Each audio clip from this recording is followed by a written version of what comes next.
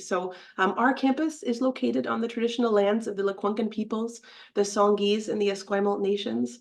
Of course, it's with gratitude here that we live, learn, and work, where the past, present, and future of Indigenous and non-Indigenous students, staff, and faculty come together. So this month and every month, we're very grateful to be on these lands.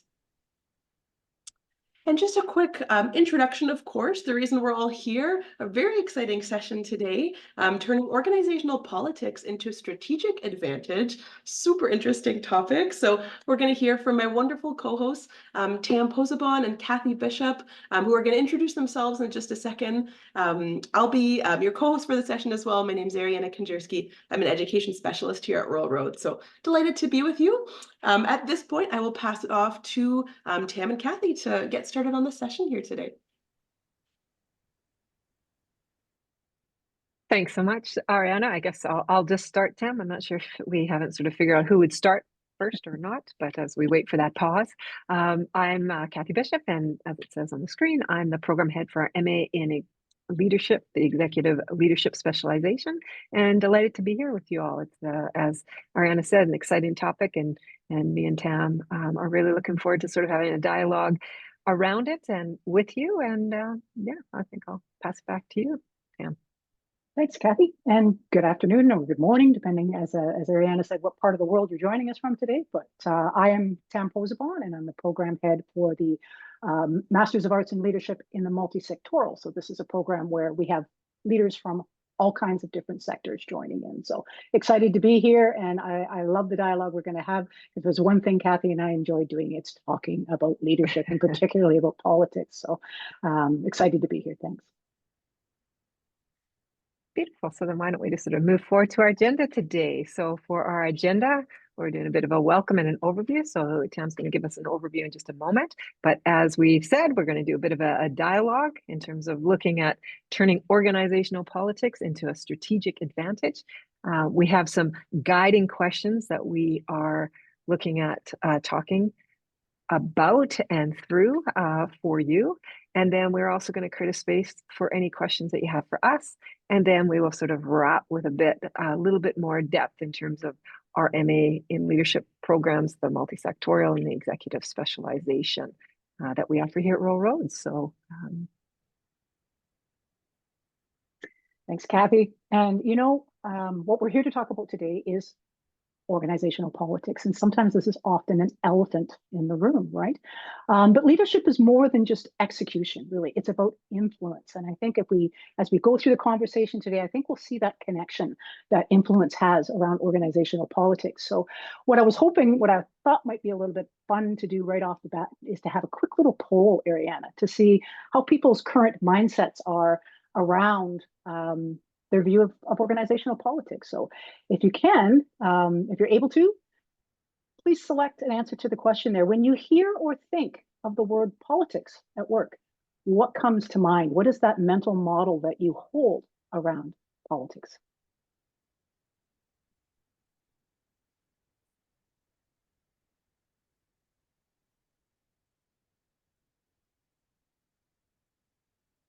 Now, either nobody has mental models around politics or nobody knows how to use the poll. The poll just disappeared. Oh, thank you for that. Oh, there we go. Okay. Now I notice the poll says get QR code. Is there a way to just sort of do it directly? Great question. I think it's working now, Kathy. Yeah, there we go. You're right. Oh, yeah, you're right. We've got it. People got the QR code. Yeah, people are figuring it out. Yeah. All right. What are we seeing here? This is interesting. Okay. We have a necessary skill. Okay. Power plays and hidden agendas. Absolutely. Yeah. And exhausting, but unavoidable. Yeah. Nobody took my Survivor Office edition. I guess, yeah. Okay. All right. Well, that's not surprising that we have a variety of different perspectives on what this is, right? And I think, if you take away nothing by the end of the session, it is that the mental models we hold around this are a critical component to how effective we will be in the political world. So I'm going to move this out of the way because I can't see the screen. There we go. And Organizational politics often kind of get a bad rap, right? But I think understanding it is a critical skill set for navigating complex environments. And we can, I think, all agree that the environments we are all working in are increasingly becoming more and more complex. So it's not really about manipulation or favoritism. It's really about understanding relationships, building alliances, and really knowing how decisions are made and how changes are made within the organization. And perhaps most importantly, there's lots of research to support that politics are really an escapable aspect of organizational life, right? Leaders who developed this nuanced understanding of political dynamics are going to be better positioned to harness the power constructively within their organization. And you have the opportunity to transform potentially disruptive political challenges into opportunities, and ultimately also strengthening relationships and fostering a more collaborative culture. So with that, I would like to sort of jump into our questions, Kathy.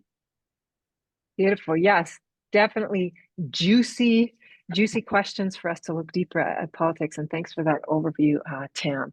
And so what we're going to do is we're going to take turns answering with our practical experiences and bringing theory to make it more conversational and engaging for and with you all. And so one of the things that we were discussing about this, Tam and I invite you to also keep forefront this final question, although change it in terms of sort of for a possibility, in that how might your leadership journey be impacted if you view politics not as a barrier, but as a way forward for positive change? And so I'm going to put our first question in the chat box. And Ariana, maybe you can shut off our slide deck at this point, just so that we can see people in the audience, but also they can see us as well. And so at this point, we'll lead off with Tam. How do you see the relationship between organizational politics and leadership, and have your mental models of organizational politics shifted throughout your career? And I would say they've shifted significantly, for sure. And for those, I know you probably don't know me, I am the program head now. Academia was a second career for me. I spent over 30 years in policing, and I entered, as all police officers do, at a constable's level, and then retired at the executive level. So I had an opportunity to lead at a variety of different perspectives within the organization. And very early in my career, in those early leadership roles, I believed predominantly that people I viewed as being political savvy were usually the ones that were being driven by self-interest. And I kind of had this, they're playing a game. And my perception was that in some ways they were maybe a little less noble or a little less ethical than I think true leaders should be. But as I moved up the roles and into different positions, I began to accept that politics were a necessary but perhaps unpleasant part of leadership. And it was something that I needed to be engaged in. And I still ultimately kind of wore it as a badge of honor that I don't play politics, right? I had this mental model that organizational politics were a dark art.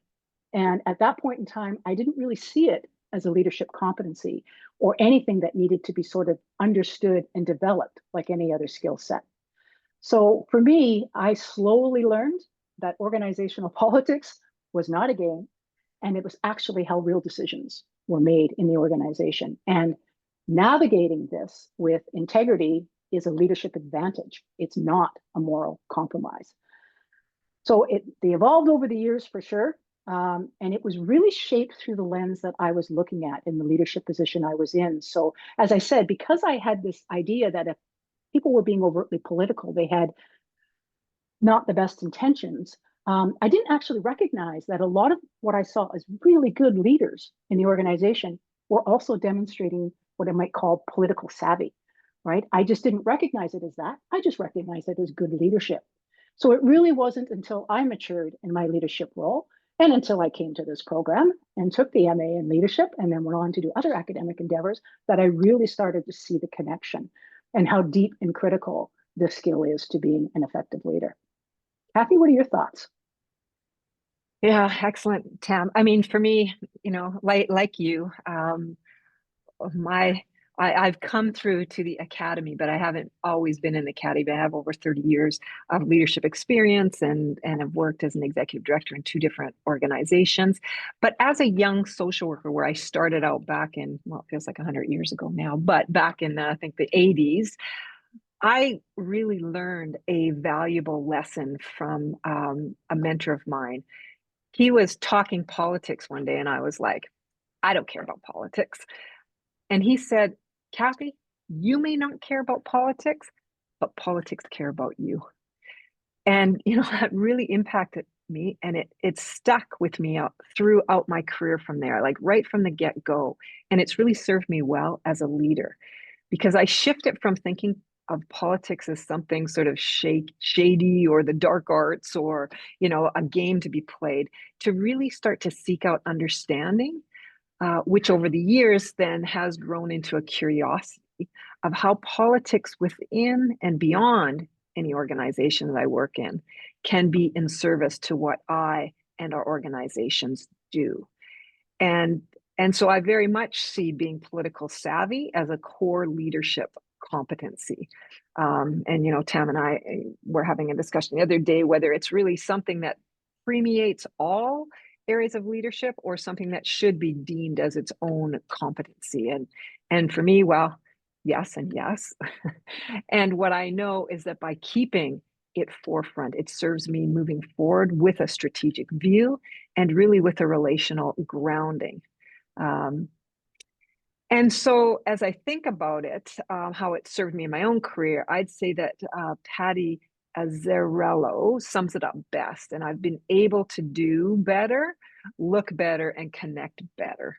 And I have the book here, woo, if you can see it. She wrote this wonderful book called Rise, 3 Practical Steps for Advancing Your Career, Standing Out as a Leader, and Liking Your Life. Rise, that's a nice bonus to always like your life when you're a leader.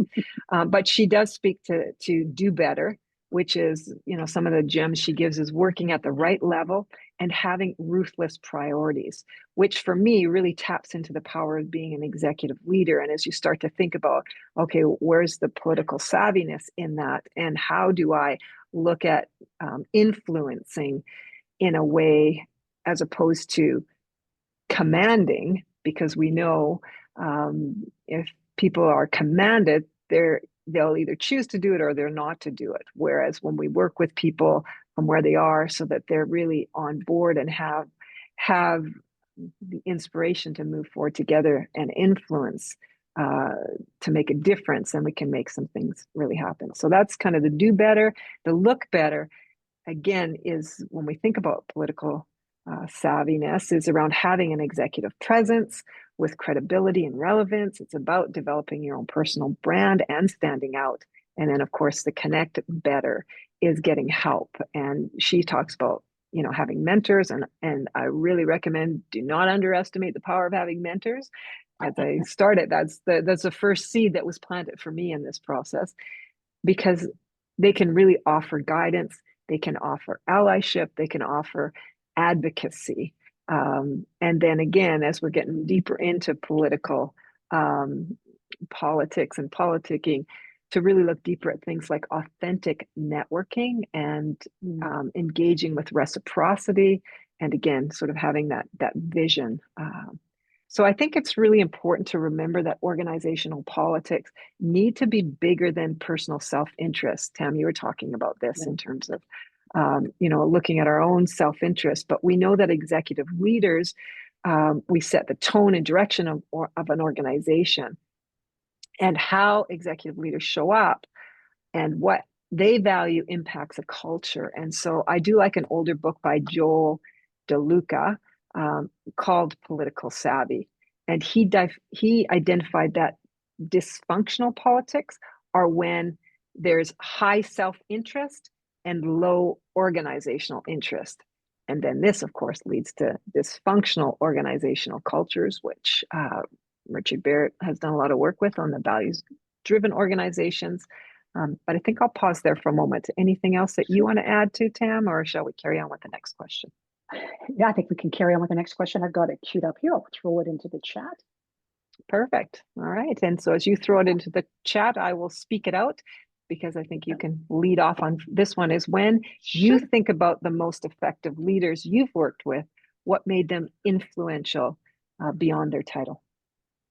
I love this question. And Ariane, I'm hoping perhaps you could throw up the slide deck there for us. And remember, I mentioned how I hadn't really recognized some of the skill sets that were right in front of me as being political. And I believe strongly that you really can't understand politics in an organization until you understand where the power is in the organization. And I think the most effective leaders I've worked around over the course of my career are the ones that know how to connect political savvy or astuteness with the power structures in their organization, both the power that they hold and recognizing the power that others hold in the organization. So Ariane has put up this slide, and this is French and Raven's power taxonomy. And there's a reference to it at the end of this PowerPoint if you're interested. Now, it was developed way back in 1959. I originally had 5 components to it. A 6th one was added over the past few decades. But realistically, things have not really changed. These different types of power in the organizations are still alive today as they were back in 1959.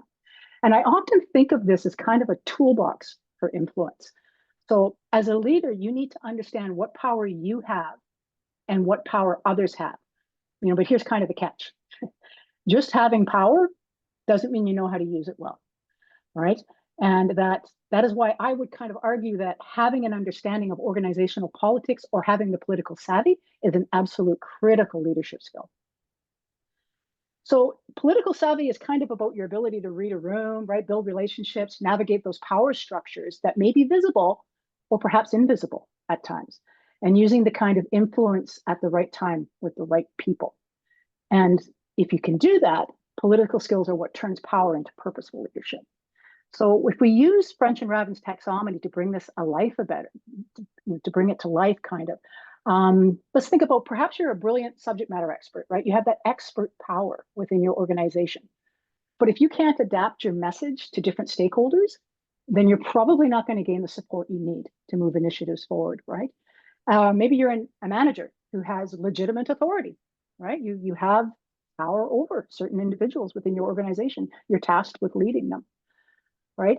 But if you don't understand the informal power networks going on around you, say you might find that the directives you're giving out are going to be ignored, right? So understanding that there might be other things at play underneath is critical. Or perhaps you have reverent power, right? So you're highly respected by peers.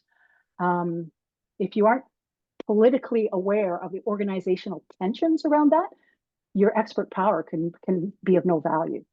So in essence, this taxonomy can help us to identify the types of powers we hold and what power others might hold. And it's the political intelligence we apply to it that helps us know where, how, and when to use them ethically and strategically. So I think, again, that these two things are connected. And it's certainly this is where I think the skill set really comes out in leadership. Kath? Well, thanks, Tam. I mean, when you talk about power, it definitely takes me to a great example that I heard again in Julie Diamond's book, Power. But she likens an organizational leader to a climber on Mount Everest. And she says, like the oxygen-thin atmosphere in the upper regions of Everest, the verified atmosphere of high power and status alters our minds, diminishing our judgment and distorting our perceptions as we obtain power. We develop an illusionary sense of control. Our belief in our own ideas increases, our interest in others, feedback, and emotions decrease. And I really like this example because she makes real what can happen for leaders as they ascend in an organization. And so on Everest, as climbers move into high altitudes, they get the impact and they start to feel awful. Like they know, as you know, the air sort of gets thinner, that they can die. But when leaders start moving into sort of these higher sort of altitudes with high power, they start to feel great.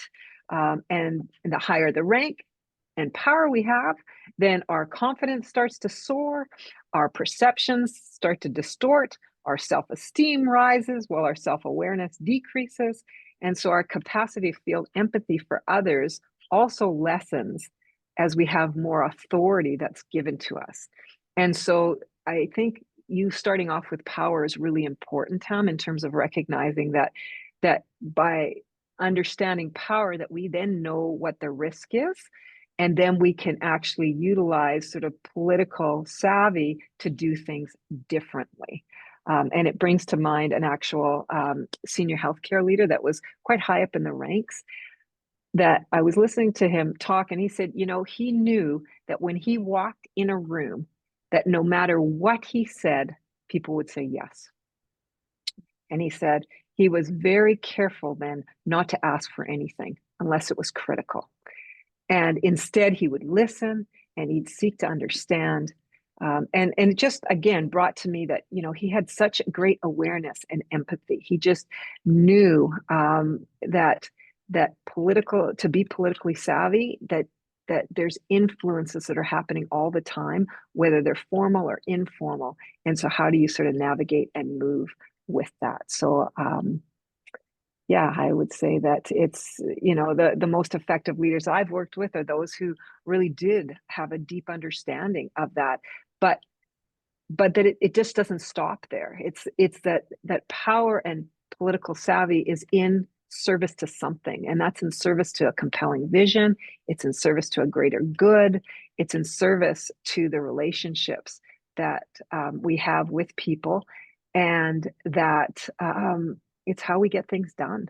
And so it's a really, for me, knowing what the politics are is really about having the way to sort of move forward on some of those other agendas.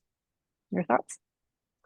Yes, I couldn't agree with you more there. And yeah, I think sometimes as we move up, you know, there's a reason why we have the metaphor, it's lonely at the top, right? Because you're right, although the influence and the power comes with that positional authority within the organization, it also comes with an inability to truly have that connection with people, that they feel safe enough to be open and honest with you, right? And so that even just that awareness that leader was showing, I think, is incredibly insightful, of just being willing to listen. So thank you for that.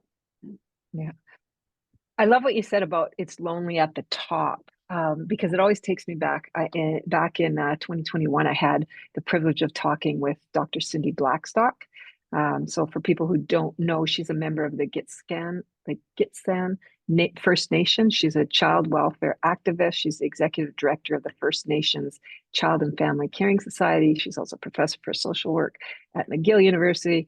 She's a national leader in the fight for equality and justice for Indigenous children and families. So back in 2016, after working on the case for almost a decade, the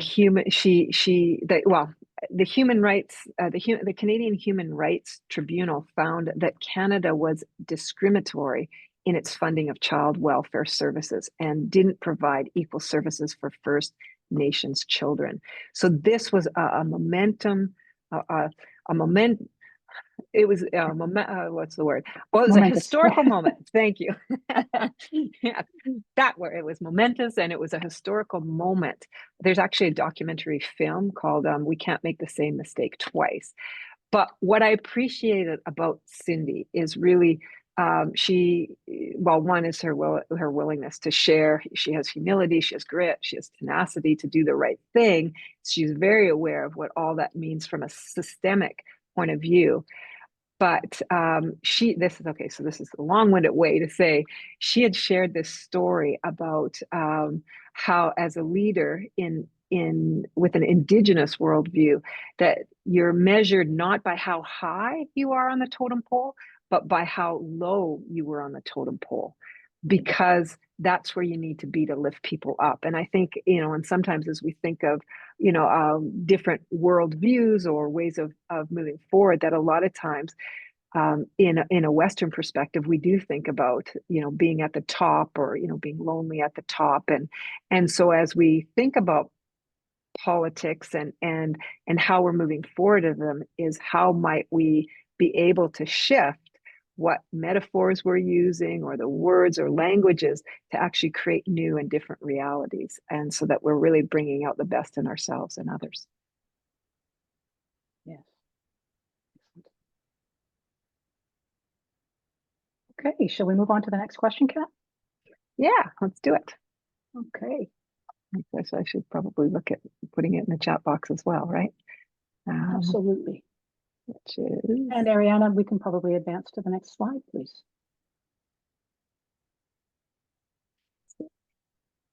and I'll put it in. And so in terms of that question, then it is, what strategies or skill sets are needed to navigate organizational politics successfully?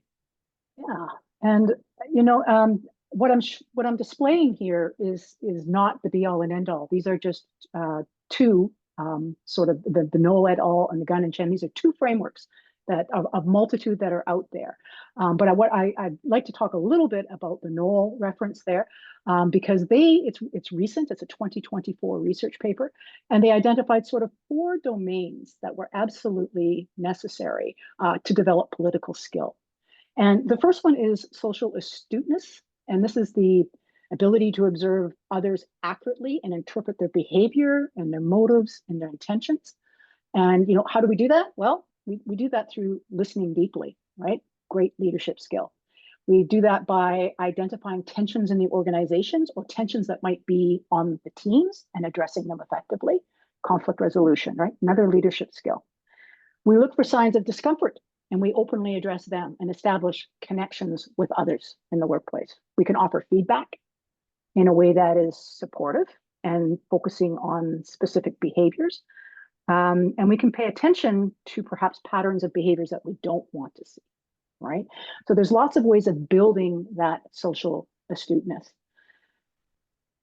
Networking ability is where we can cultivate a broad, authentic relationships, both inside our organizations and outside of our immediate circles.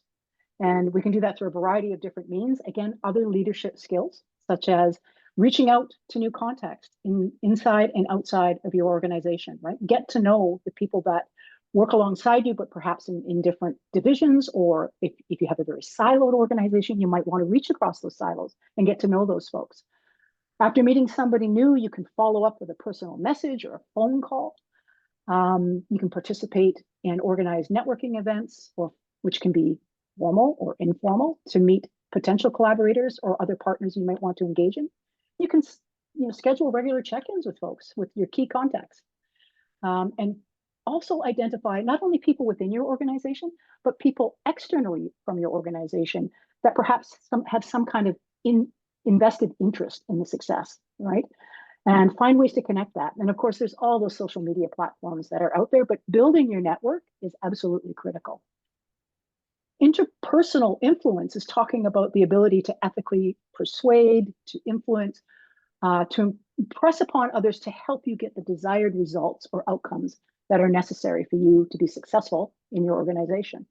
And we can accomplish that by using persuasive language, right? By Kathy has already demonstrated this a lot over this thing, is telling stories, right? Being really good at telling stories, using metaphors and analogies that help people connect and relate to, right?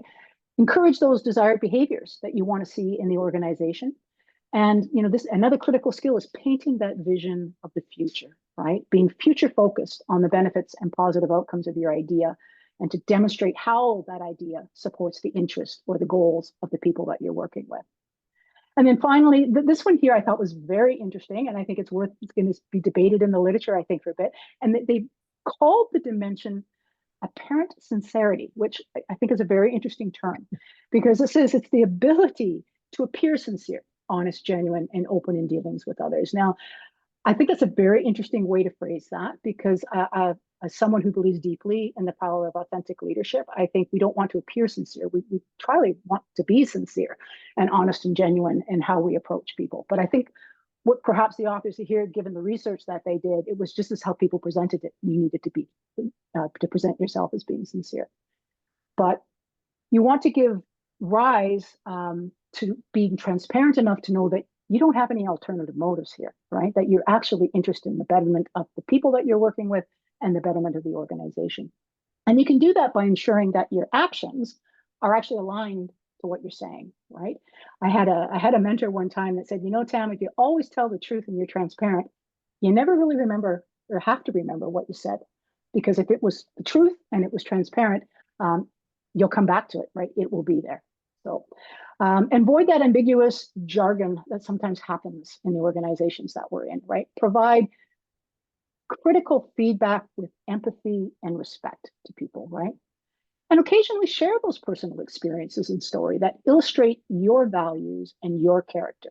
You know, I think it was Simon Sinek that said, people don't care about what you did. They only care about why you did it, right? So taking that opportunity sometimes to slow down and explain the why behind your actions can really do a lot to build that sincerity and sense of trust. Now, Gunn and Chen, this is a little bit older model, but they talked more about how they can incorporate political dynamics into strategic planning, right? So into that planning process. And they argued that this can transform politics from a disruptive force into a real performance lever. And they talk about power mapping and stakeholder analysis. And I won't go into that too much, Kathy, because I know you're going to talk about that a bit. But they also talk about political framing, right? So being able to link the proposals and the ideas you're bringing forth in your organization to the strategic goals and interests of the key players, right? So first you have to know who these key players are, know the power that they hold, and then link to what it is that's important to them. And then finally, they talked about timing and sequencing. So introducing ideas when the readiness is highest, right? So it's that situational awareness of knowing, is this the right time for this idea? Or is it too early or late? Because if it is too early or too late, that's ultimately sometimes when you get the resistance. So it is that political astuteness that helps us to find that. So in many ways, I think that, if you're going to develop this is my term, by the way, politically intelligent leadership is sort of what I derived when I was doing a lot of reading in the literature. It's the combination of the three things. It's that power, it's the politics, understanding and navigating that. And it's also a tremendous amount of leadership skill that you can see is weaved through all of this. So I think the two things actually come together. They're both essentially two sides of the same coin. Kath? Yeah, lovely. Love it, Sam. I mean, I just love such great strategies. And I also like, the way that you framed it in terms of, power, and politics, and then of course leadership in terms of all those pieces. On some level, I feel a little bit like a dog with a bone, because part of it it's for me also listening to. I know that you have a deep commitment to this, and even the way you've reframed it around politically intelligent leadership is again the dog with the bone for me part is, yes, how do we lead ourselves, and how do we really move forward with the way that we're thinking about organizational politics, and how that we do turn it to a strategic advantage. And so with those pieces, I think that you're coming at it from a very systemic worldview, and one that really does uplift people. Of course, if we think about some of the there's other ways to look at powers if you've already identified in terms of coercive. Yeah, I know my lips. But I think about Robert Greene's seminal work. He, has a great book a big book called The 48 Laws of Power. And reading that's very Machiavellian in terms of it really drips with that self-interest. And, just sort of looking at some of the things that he talks about is, let's look at some of these things. He says things like, get others to do the work for you, but always take the credit. Keep others in suspended terror. Cultivate an air of unpredictability, play on people's need to believe to create a cult-like following. And so I think this gets back to the origins of the poll that we started with, and sort of people's sense of, that it might be necessary skill, and it might be, but it's about power, it's about game playing, it can be exhausting. I think absolutely when we start looking at things like that and interacting in those ways. But there's also some gems. I mean, I appreciate it in terms of just one that says, so much depends on reputation. Guard it with your life. and this one, which I might not be doing, but always say less than necessary. So really important strategies and techniques as we start to think about navigating these. But again, another lesson that I learned early in my life was you got to be able to pull off a technique. So don't do it unless you're going to pull it off. But really, what's going to save you, and this is comparable to what you're saying, Tam, is if you tell the truth and you're transparent, that's going to save you. And the same thing, if you know where you're moving forward in terms of a good way and how you can continue to move forward that way, and look at your leading self, and you're there in terms of for the higher good, then you can start really moving with these tools and techniques in a different way. Because if I come at it from a Machiavellian way, or if I come at it from a higher good way, actually how those techniques are going to play out are going to be very, very different. And I think that's back to sort of the self-awareness in terms of that we're leading ourselves, but also what is the world that we're creating in terms of leading with others. And so for me, it really is about leading with others. And at this point, Ariana, I'll ask you to sort of put up the next slide in terms of DeLuca, his Political Savvy book has this organizational politics mapping tool, which it includes also 5 questions. And so I've just highlighted the 3 key areas around: identify the key players, assess power and influence, and then analyze relationships. And so really, when you're starting to look at your own organizational politics, you can really look at who are the key players, and then you can ask the questions like, what's their power and influence in the organization? To what extent are they applying their power and influence for or against the issue? Because often that's where stresses and tensions can happen.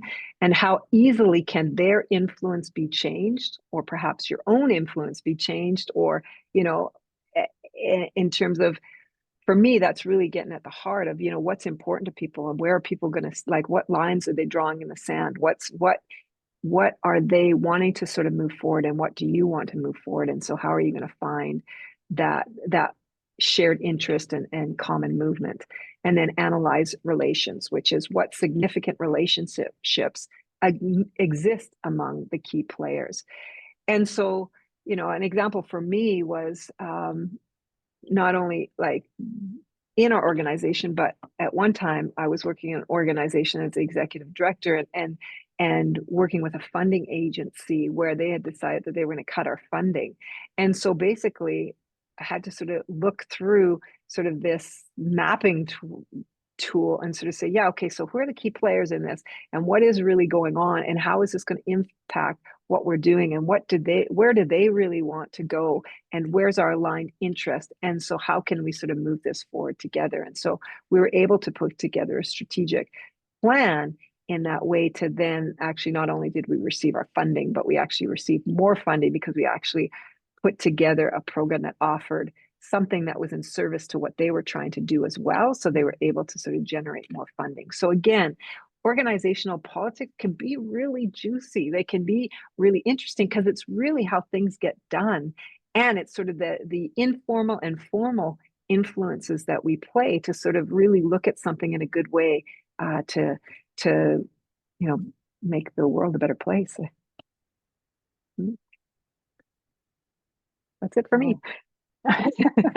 No, I love what you're saying there. And as we were going through all these different strategies and skills that there might be things like, who has time for this, right? Like honestly, we're so busy, and who has time to do these networking? And I guess my question is that I understand and I hear you, but the reality is, do you have time not to?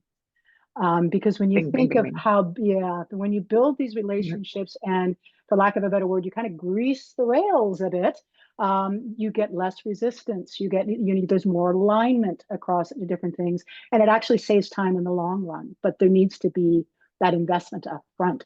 So, for anyone who's listening, who's the junior leader, if you take a lesson away from that, that is something that can save you a lot of time and effort as you progress in your career, is understanding that investing that time up front to build the relationships, create the trust, create the culture that you need, will serve you well as you continue on. But I'm looking at the time. Perhaps we should jump on to the next question. Well, wait, before we do that, I just want to add Yeah. something just to there, Tam, because I think what you said is really important. Because I used to struggle. I was also the executive director of our Chamber of Commerce, and I used to struggle sometimes in terms of, okay, that whole difference between, networking and so just kind of going in. And I've seen a lot of people kind of stand. It's like, well, how do I build these relationships? And it feels phony, and it feels, not real.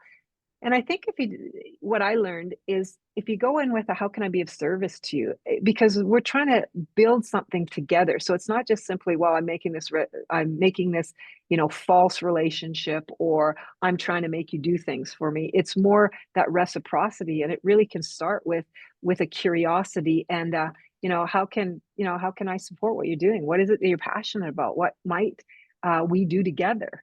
And so I think that's another sort of entry into how to build relationships and develop them, so that when it comes to a place down the road where you might need to pull in some support, you're not pulling it in from a false way, or you're basically pulling it in from a genuine, wow, I've connected with these people, and we're all trying to move forward in a good way. So sorry, I didn't mean to derail that one, but you're right. No, you didn't derail it at all. That was beautiful. That was beautiful. Okay, I think Ariana, I think we can get rid of the slides for now, and we'll throw this question up. How might your leadership journey have been impacted if you had viewed politics not as a barrier, but as a way forward for positive change? All right. Well, we know that I already had started to view it as a way for positive change. But when we started to put this together, I think that's a really important question, because a lot of times people don't necessarily view it that way. And I just had the lucky situation to have a mentor who just impacted me that way. But in thinking about this, though, what I realized, and even the example that I just gave as an executive director, a lot of my focus would be outward facing. And I thought about this, well, of course I had all the power within my organization. I was the leader, and so I was very savvy externally. So I did get the whole thing about networking and building alliances, and to know that things happen through supports and coalitions and that, and that worked for me, because I think intuitively I just sort of moved to being relational as well. And so internally for my organization, I still was able to build those. But where I wasn't savvy was sometimes when I was in sort of a mid-level leadership position, in terms of strategically seeing what that impact was. So a lot of times I would dig deeper in terms of in the weeds. Okay, I've got this, program, or I've got this service, or I'm doing this sort of work, and I'm in it. I'm doing it. And one time I had a direct manager who didn't really see the value of what I was doing. And I think they also had a bigger picture too. But what I worked harder and harder was to get them on my side, which didn't really work. But a colleague of mine had saw the writing on the wall and was strategic, and looking at the political savviness of within the organization, of not just, me, my immediate program, and, my manager, but the bigger landscape. And so really looking at, okay, how do you connect beyond that with other people, and not necessarily going above my direct manager's head, but in terms of by having these other relationships, then all of a sudden we were known in a different way. And that also internally saved some of that angst, or perhaps being on the chopping block. Does that make sense? Yeah. Talking to so okay. But what I guess I learned, coming back to like DeLuca's contention around political savviness, was, where dysfunctional political is when you have high self-interest and low organizational interest. In thinking about this question, the self-interest isn't always necessarily myself, for me as a professional, or how to advance my career, but also the self-interest for my program, or what I'm responsible for, in terms of the service, or, the clients that I'm working with. And so I just really think that in terms of this question around, how might my journey have impacted, if I had had a more expansive view, I think it's really about fitting into that larger, internal organizational landscape, and recognizing what might be the cost if I dig my heels. And I think this is where silos and stuff come out.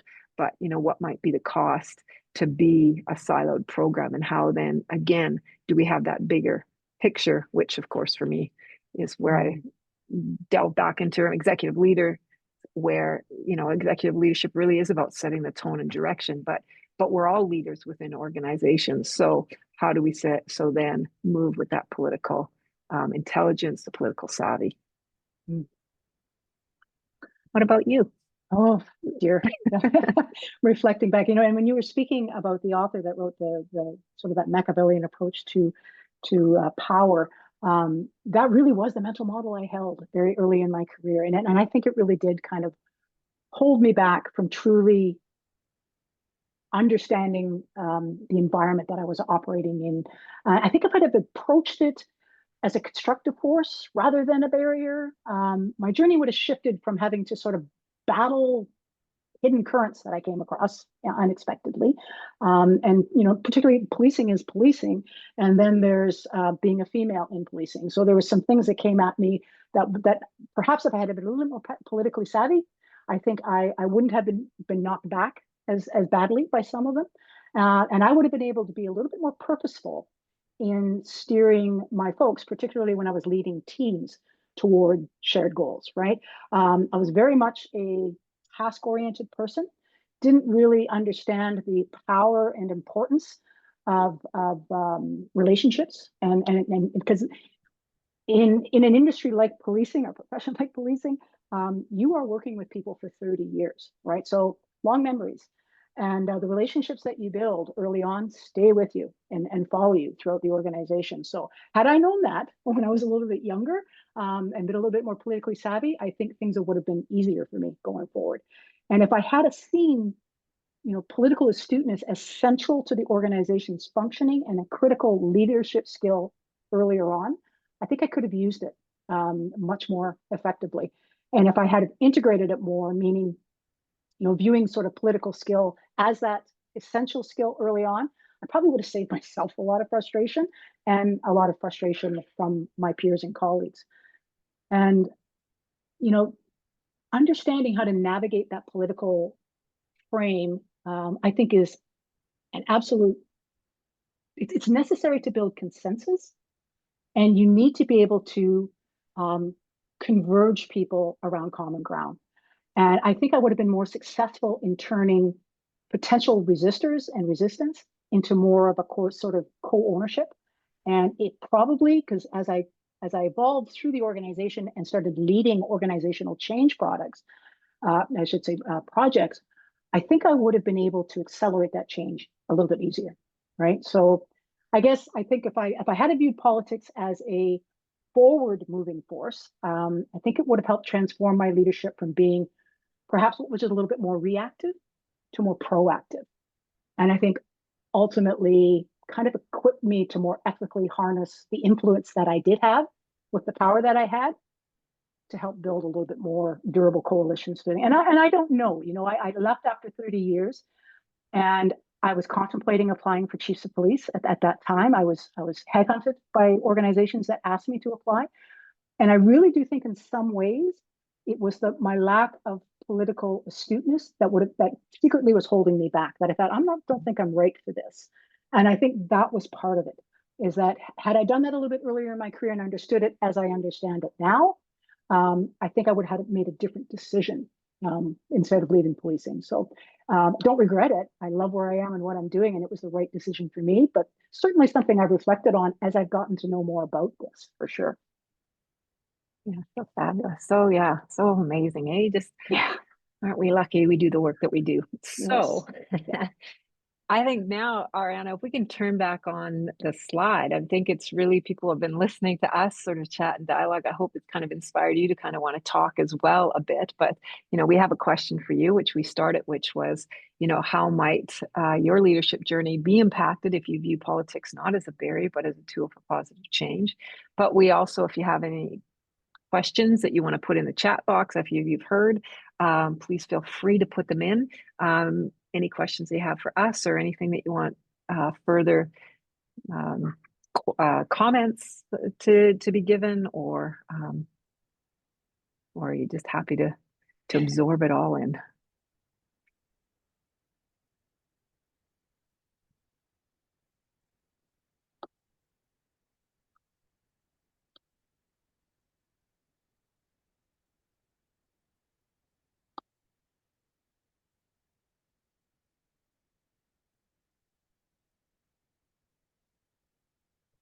Don't be shy. There's no silly questions.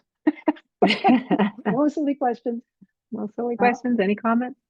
If not, we can carry on. But we definitely wanted to give a space and time for anybody who would like to, but nobody has to.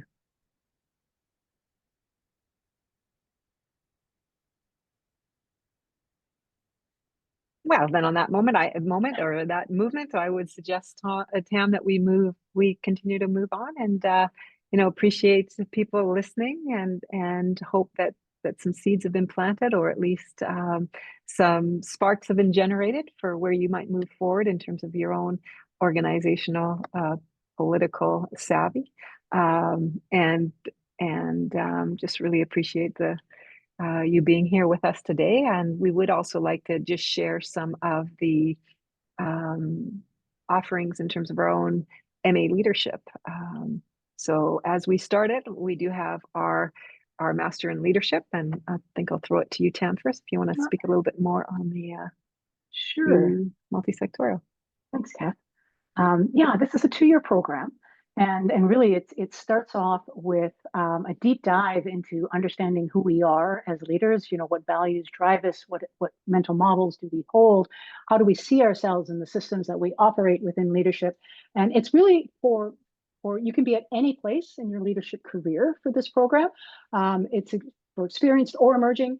And we have people coming to us from a variety of different organizations. So there's sometimes some very interesting power in that. When I came to the program, and we always tend to think that the little problems we have in our organizations are unique to us, when in fact, they're not. They're kind of shared across all organizations, and seeing other people's perspectives on it is quite powerful.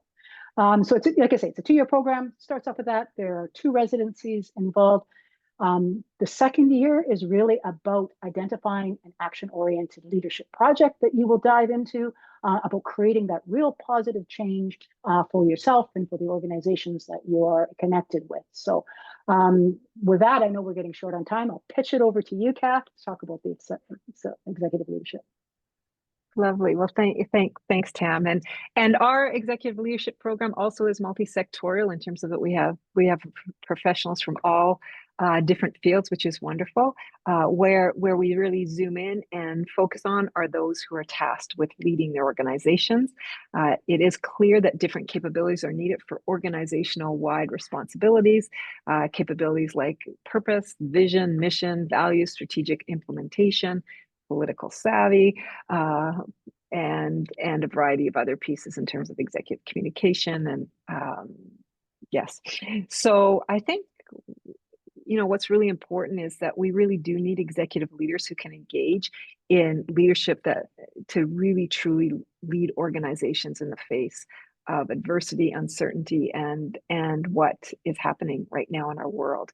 And we know that often employees are promoted to mid-level to senior leadership positions because they're effective in their technical or professional roles. And then when they take on new leadership roles, they may be unprepared for what awaits them, or how to navigate the human side of organizational life.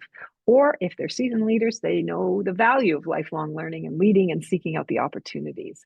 Because truly, we do have this myth in our society of genius without learning. And that is the notion that genius does not need study. It doesn't need exposure to work of others or craftsmanship. It does. And then back, I think in the 1800s, Samuel Johnson, surfaced that. So it really, to me, it's studying executive leadership with others is really critical to developing practical wisdom and developing thriving organizations. So our program as well is 2 years. We have 2 residencies, 6 days each, but look forward to sort of talking with anybody who wants to in terms of some of the more details around that piece. But as you can see, we have a graduate certificate in leadership, and in our executive leadership specialization, the graduate certificate in values-based leadership runs at the same time, in that it is also the first year of our program. And so we do a deep dive into values and values work with frameworks, not just simply, hey, let's put these wonderful values up on a wall, but really, what does it mean to work with and really show up in the world around what's important to us, and to really make a profound change with people.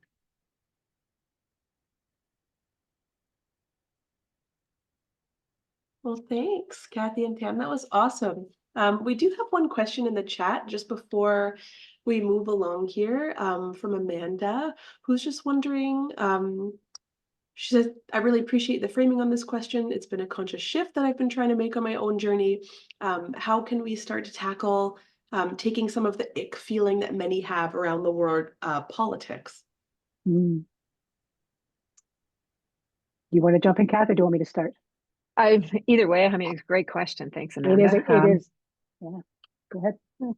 Okay. A couple things struck me when you said that. I mean, the first thing was, well, you don't always have to use the word politics, in terms of it's sort of, like take it off the docket. However, then that does remind me of a situation where it was social work. There was a time when social workers weren't thought to be really high in terms of roles, and so people would be saying, oh, don't mention yourself, don't say you're a social worker, and so then it would be like, say you're a counselor, or say you're this, or say you're that, and then it would be like, then I'd have people would say, well, I am going to say I'm a social worker to show another way, and I'm going to keep saying I'm a social worker and showing up in a good way. And I think, how do we take some of the ick feeling that many have around the word politics, then is by utilizing and talking about political savvy in terms of being in service to a greater good, and it not having to be the dark side, but like anything, there's a full spectrum. And so how do we move forward in a good way, recognizing that it can be a real advantage? And so I would say part of taking out the ick feeling is by embracing it and recognizing where the power is in it, and sharing that with people in terms of, organizational politics is an important, political savvy is an important leadership skill. And so how do we do that in a good way? Pam? Yeah, no, I bang on. To me, it's always of the in-service perspective, right? It's not that something that's in service to the organization does not necessarily mean it's not going to service you as well. They're not mutually exclusive, right?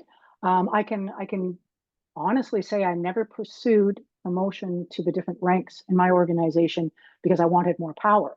I wanted more influence. I wanted more ability to bring my ideas, which I felt were solid and good, to create positive change in the organization. So it was from that service perspective. It ultimately certainly didn't hurt me in my career. But I think it is acting through our values, aligning our sense of purpose with the purpose of the organization, doing it authentically, and being transparent about our reasons, our whys behind why we're doing it, ultimately takes away that sort of ickiness or darkness from it. And a lot of it is reframing our own perspective on it as well. I think that is, for me, it was a huge shift in understanding it's not evil. When we really drill down in the research around political savvy, it is concrete leadership skills brought to life in maybe a little bit different fashion, but it's still leadership. So it is a skill set. And I think that we need to sort of reframe our own way of thinking of it and help others reframe it as well. To your point, Kathy, whether we like it or not, whatever mental model we hold, it is how things get done. So if you need to be paying attention to it and have awareness of it, for sure. I hope that helps a little bit, Amanda. Awesome. Thank you so much for answering that. That's fantastic. As we move along here, folks, I'll just give us a few quick slides. I know we're like right at 1 o'clock. Just a note, if you're thinking of applying to any of these programs, we hope you are, of course. Just a few things to consider. We do have an online application fee of $136.69. And then you're looking at some supporting documents. So if you're thinking of applying, getting things together like transcripts, a resume, personal statement, letters of reference, and then we have some English language requirements as well. All the details on how to do this is all on royalroads.ca, our website, so you'll be able to see more on that if you're thinking of applying. Then we also have financial aid and award services, so things like loans, bursaries, scholarships. If that's a barrier for you, that's something that we have available. And then we also have enrollment services, our wonderful folks. If you have any program questions or you want to speak to program heads or alumni or students, they can be reached at learn.more@royalroads.ca for any inquiries. And there's some phone numbers for local and for toll-free for North America as well. And at this point, I will say a big thank you. I know we have some references and resources as well. I'll be sure to put these in the follow-up just so folks can take a look. But just a big thank you to everybody for your time today, for sticking with us. I know we're just slightly over time, but thank you for spending your lunch hour or wherever you are with us. And Tam and Kathy, any last words before we sign off today? Well, I'll just say it's been a delight. Really appreciate it. And as you know, Tam has written in, please feel free to reach out to us if you want to discuss any of the programs in detail, or if you have any other further questions around political savviness, or how to turn organizational politics into strategic advantage. What she said. I can't say it any better than that. And if nothing has come out of this webinar, you know that we love to talk about leadership. So we're here for you if you need anything. Thanks, folks, for sharing your time with us. Awesome. Thanks, everybody. Enjoy your day. Thank you. Cheers.